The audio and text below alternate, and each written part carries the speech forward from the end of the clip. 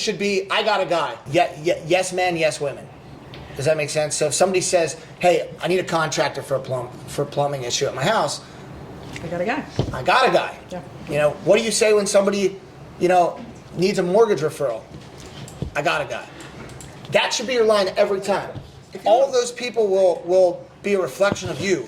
So you need to build up your database of people that are going to benefit your clients.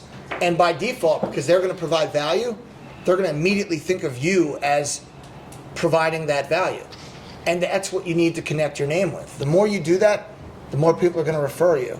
And on top of that, your past clients are going to refer you. Now let's talk about working smarter, not harder, a little bit more.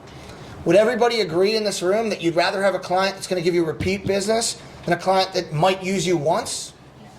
That is a bulk of my business, and I get a lot of repeat business because if I impress an attorney that is in the bankruptcy space or elder law, if you do such a great job with those clients, they will send you every single person that they ever come in contact with. The value proposition that you have is pro bono. An example that, in my opinion, is consistently the case with anybody, whether it's an investor, an attorney, homeowner that might be looking to buy their first house or sell their first house and upgrade.